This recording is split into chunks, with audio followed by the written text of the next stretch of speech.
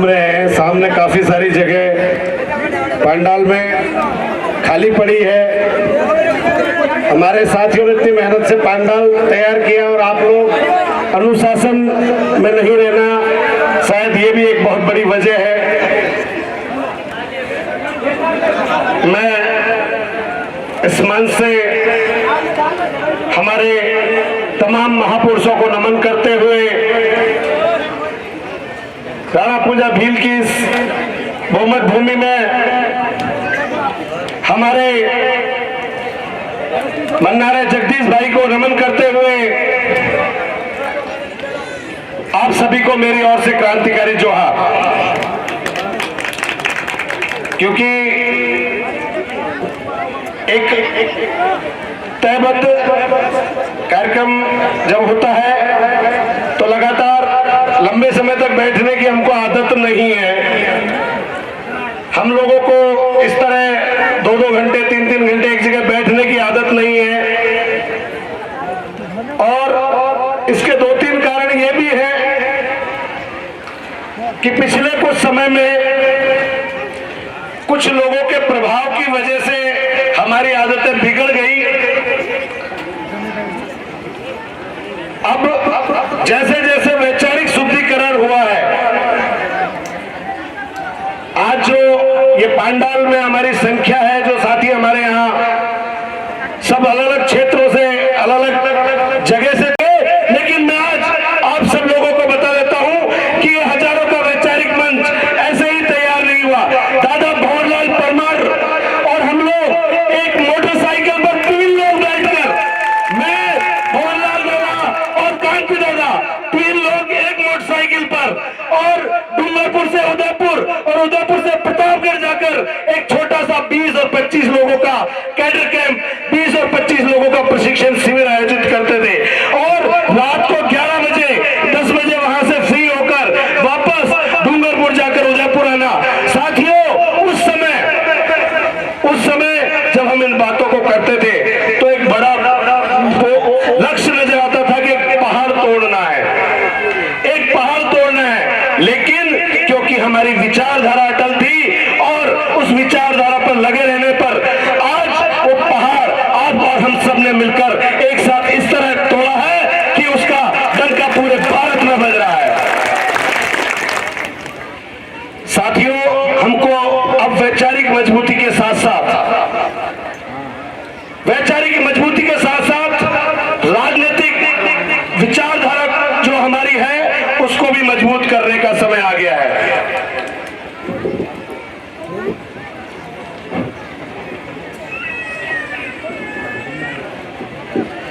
वैचारिक विचारधारा की लड़ाई के साथ साथ राजनीतिक विचारधारा को भी मजबूत करने का समय आ गया है।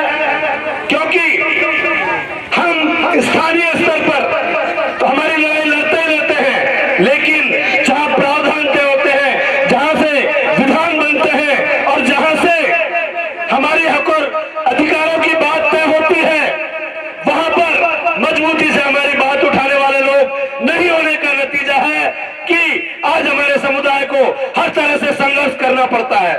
इसलिए मैं आप सभी से, कई बार हम लोगों साथियों ने इस बारे में खुलकर बात की, आज 1-2 चीजें जिन पर हम खुलकर बात करनी चाहिए। आपको सोचना होगा कि इन 70 सालों में ऐसी क्या परिस्थिति रही कि हमारे समाज के दिन पर दिन हमारे समाज के हालात बिगड़ते जा रहे हैं। क्योंकि हमारे समाज का सिर्फ उपयोग किया गया, सिर्फ वोट का उपयोग किया गया। ये आप और हम बहुत अच्छे से जानते हैं कि हमारा वोट किसके चक्कर में गया। एक डबूड़ी, उस एक डबूड़ी के चक्कर में अभी सुबह जब मैं आया तो हमारी बहन सरपंच निर्मला, उन्होंने शराब को लेकर विषय उठाया। तो यहाँ जो मातृशक्ति है, जो मेरी माता बहनें यहाँ बैठी है, आपको मजबूत होना होगा। इस बार आपको मजबूत होना होगा, क्योंकि हमारे ये जो पुरुष शक्ति है, ये तो आधे शाम होते होते डबूड़ी के चक्कर में गड़बड़ कर देते हैं। तो ये डबूड़ी घर में लेके कौन आता है? ये लेके आते हैं। इस बार किसी की डबूड़ी लेके घर में आए, उस दिन से इनका दाना पानी बंद। अपने आप लाइन पे आ जाएंगे, है कि नहीं? तो आपको थोड़ा सा मजबूत होना पड़ेगा। अगर शराब के खिलाफ लड़ना है तो आप जब तक मजबूत नहीं होंगे तब तक परिवार में वैचारिक परिवर्तन नहीं आएगा। हम जब बात करते हैं कि हमारे समाज का सबसे बड़ा नुकसान किसने किया, तो हमारे समाज का सबसे बड़ा नुकसान जो किया वो इस शराब ने किया। इस शराब के खिलाफ आप और हमको इस कदर लड़ना पड़ेगा, और वो भी खास तौर पर इसलिए क्योंकि शायद दवाई के तौर पर हमारे पुरखे काम में लिया करते थे, लेकिन जब ये अंग्रेजी शराब आई, ये जो अंग्रेजी शराब आई, और इस अंग्रेजी शराब की वजह से हमारी नस्लें जो बर्बाद हो रही है, उसका रीजन पूरी तरह से अंग्रेजी शराब है। ये अंग्रेजी शराब के चक्कर में हमारी जमीनें चली गई। इस अंग्रेजी शराब के चक्कर में हमारी जो हमारे पुरखों की सल्तनत थी, जो हमारे पुरखों के ये कहे कि हमारे पुरखे राज करते थे, वो राज चले गए। हमारे लोगों को लगता है कि हमारे पुरखों का ये बातें बहुत इतिहास की बातें होंगी, लेकिन आप सबको ये तो पता है कि ज्यादा पुरानी बात नहीं है कि राणा पूजा भील जिनसे महाराणा प्रताप ने जाकर शरण ली, तो हमारे पुरखों का राज था, तभी तो जाकर उन्होंने शरण ली। लेकिन आप और हमको मिलकर इस शराब के खिलाफ लड़ना होगा। क्यों लड़ना होगा? शराब के खिलाफ इसलिए लड़ना होगा क्योंकि हमें हमारे पुरखों का राज वापस लाना है। हमारे जो बाप दादा राजा थे, उनका राज वापस लाना है कि नहीं लाना है? एक बार जो भाई पीछे बैठे उनको समझ में नहीं आया कि कौन सा राज लाना है। अभी तो वो सुबह गलफत में वो आजकल लाल मिर्च और धनिया के चक्कर में भी गड़बड़ हो रही है, आजकल वो भी बड़ी गड़बड़ हो रही है। पर आप सोचो कि हमारे समाज की बदलती हुई ताकत का नतीजा है कि सरकार ने होकर किराना स्टोर हो गई, गहलोत चाल दावल स्टोर, नमक स्टोर, हल्दी स्टोर, ये सरकार की हालत हो गई है। आप लोगों को उस वैचारिक परिवर्तन के लिए तैयार होना होगा, और वो वैचारिक परिवर्तन जो हमारे आदिवासी परिवार की विचारधारा को समर्थन करता है, जो राजनीतिक पार्टी, जो राजनीतिक जाजम हमारे परिवार ने तैयार की है, और उस जाजम के जरिए जो भी प्रतिनिधि समाज के जरिए तय होकर जाता है, जो हमारी बात आगे जाकर जयपुर और दिल्ली में हमारी बात को मजबूती से रख सके, ऐसा हमें राजनीतिक नेतृत्व तैयार करना होगा। साथियों, आपको शायद एक चीज, कुछ दिन पहले हमारे महापुरुषों के आज बोर्ड की मेरे भाई ने बात की, भाई पेमाराम जी, उनकी जमीन को लेकर बात की। हमारे भाई ने कहा कि बोर्ड को लेकर एक तनाव हो रहा है, तो मैं यहाँ इस मंच से खास तौर पर उन लोगों को जिन्होंने पिछली बार बोर्ड तोड़ा, और प्रशासन, खास तौर पे पुलिस प्रशासन जो अगर यहाँ मौजूद हो तो मेरी बात कान खोल के सुन लेना कि पिछली बार बोर्ड तोड़ा और पुलिस ने कोई कार्रवाई नहीं की। किस दबाव में नहीं की? किसके दबाव में नहीं की? हम पूछना चाहते हैं कि रात को 2:30 बजे तक हमारे भाई वहां बैठे रहे और आप वहां तक पहुंचने में आपको रात के 2:30 बज गए, कोई बात नहीं। लेकिन अब इस चीज को लिख लेना कि इस बार अगर वोट तोड़ा तो तोड़ने वालों को हम तोड़ेंगे, और तुम रात को 2:30 बजे तक घूमते रहना। हमें मजबूर मत कीजिए, हमें मजबूर मत कीजिए इस तरह के कदम उठाने के लिए, हमें मजबूर मत कीजिए हथियार उठाने के लिए। लेकिन यह मत भूलिए कि हमने हथियार चलाना छोड़ा है, चलाना भूले नहीं है। आज इस मंच के माध्यम से हमारे महापुरुषों के जब भी बात होती है, कितनी घटनाएं हुई, कुंभलगढ़ केलवाड़ा में राणा पूजा भील की मूर्ति तोड़ी जाती है, और उस समय सोचने वाली बात है कि उस समय प्रशासन कहता है कि मूर्ति बंदर ने तोड़ी। लेकिन देखिए आपको किस तरह से ये शासन प्रशासन और यहाँ के नेता मिलकर बेवकूफ बना रहे हैं। उस दिन मूर्ति एक बंदर ने तोड़ी। अभी कुछ दिन पहले यहाँ के विधायक साहब का एक वीडियो वायरल हो रहा है, और विधायक साहब कह रहे हैं कि मुझे पता है मूर्ति कैसे टूटी, कहां मूर्ति तोड़ने की बैठक हुई, किसने मीटिंग की। ये वीडियो पूरे लोगों के मोबाइल पे वायरल हुआ। अब मैं यहाँ के पुलिस प्रशासन से, यहाँ के थानेदार से, यहाँ के डिप्टी एसपी से और एसपी से पूछना चाहता हूं, भाई आपके यहाँ एक एफआईआर दर्ज हुई, उसमें कोई आदमी उसके बारे में खुलेआम कह रहा है कि मुझे पता है मूर्ति कैसे टूटी, किन लोगों ने कहां मीटिंग की। जब हमारे एमएलए साहब को यह सब पता है तो पहली बात, एमएलए साहब उस दिन चुप क्यों बैठे थे जिस दिन बंदर मूर्ति तोड़ के जा रहा था? जब तो कह रहे थे बंदर ने तोड़ी, और आप कह रहे हो कि मुझे पता है कि मूर्ति कैसे टूटी और मूर्ति तोड़ने के लिए किसके खेत में मीटिंग हुई। तो पहली बात, आप उस दिन चुप क्यों थे? दूसरी बात, चलो आप उस दिन चुप थे, हो सकता है किसी बाप ने आपका कान दबा दिया हो, वैसे पहले दबाया नहीं दबाया, अब बाप पक्का आ गया तब आपका कान मरोड़ेगा। दबाने की बात छोड़िए।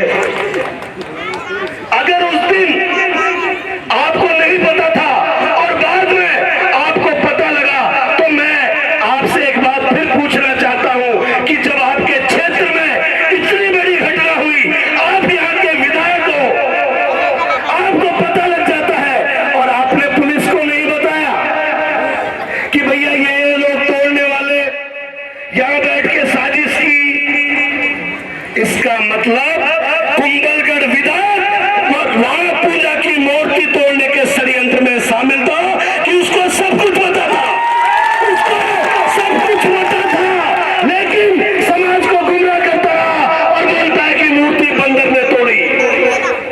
अब मैं पूछता हूं यहाँ के पुलिस प्रशासन से कि जब विधायक साहब खुलेआम वीडियो स्टेटमेंट दे रहे हैं कि मुझे पता है कि कहां बैठक हुई, कहां नहीं हुई, और ये वीडियो पूरे लोगों में वायरल हो रहा है, तो पुलिस वालों के आंख कान नाक नहीं है क्या भैया? या विधायक साहब से दो सवाल करने में फटती है? नौकरी विधायक साहब ने दी है क्या? नौकरी विधायक साहब ने दी है क्या? पूछते विधायक साहब से कि किसने मूर्ति तोड़ने की साजिश की, और नहीं बताते तो फिर कानून का डंडा चलाते, तो अपने आप बताते और मूर्ति तोड़ने वाले सामने होते कि ये साजिश किसने की। मुझे लगता है कि जिस हिसाब से विधायक साहब के स्टेटमेंट है, इसका मतलब पूरी प्लानिंग विधायक साहब की है कि शायद मूर्ति तुड़वा के दोबारा मूर्ति लगवा के क्रेडिट लेना चाहते हैं और मेरे समाज को बेवकूफ बनाकर फिर से वोट हड़पना चाहते हैं। तो इस बार नहीं होगा।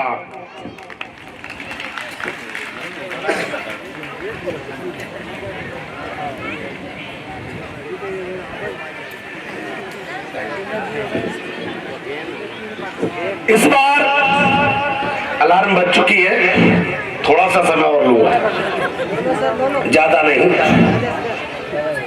क्योंकि मुझे पता है 5 बजने के करीब है और भी कई वक्त बाकी है। तो इस बार ऐसा नहीं होगा। आप 75 साल से हमारे लोगों को बेवकूफ बनाकर वोट लूट रहे हो, और कितना बेवकूफ बनाओगे। अभी ताजा घटना पीपला की, मैं पीपला से यहाँ मौजूद मेरे भाइयों से एक बात पूछना चाहता हूँ कि उस दिन 15 दिन का वादा किया था कि 15 दिन में पट्टा बना देंगे, 15 दिन में मूर्तियों का अनावरण हो जाएगा। हुआ क्या? 15 दिन में आपके पास पट्टा आया क्या? पट्टा आ गया तो अनावरण क्यों नहीं हुआ भाई? क्योंकि आगे आचार संहिता आ रही है। अब आपको तो एक झुंझुना पकड़ा दिया है, उस झुंझुने के चक्कर में हमारे लोग बेवकूफ बने जाएंगे और फिर वापस से अगली बार कि 5 लाख और आने हैं। आए क्या खाते में? ये तो मोदी जी की तरह 5 लाख 15 लाख वाली बात हो गई। तो मैं एक बात यहाँ इस मंच से पूछना चाहता हूँ कि जब आप इस तरह हमारे समाज को बेवकूफ बनाते हो, हमारे समाज के वोट लूटकर इतने सालों से आपने हमारे समाज को बद से बदतर स्थिति में ला दिया, आज मेरे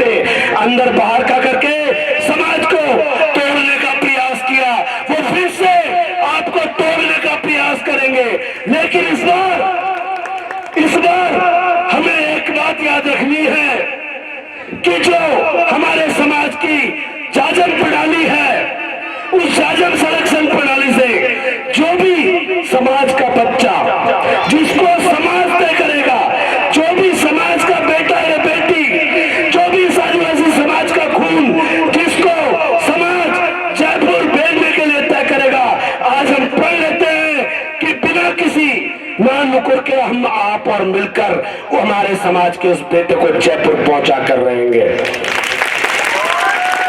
मुझे आप लोग हाथ उठाकर इस बात का एहसास दिलाइए कि चाहे कोई भी हो, चेहरा आप और हम में से कोई भी होगा समाज का बेटा या बेटी, लेकिन हम आज विश्वास लेते हैं, आज प्रण लेते हैं कि हम हमारे समाज के बेटे को जयपुर पहुंचा कर रहेंगे।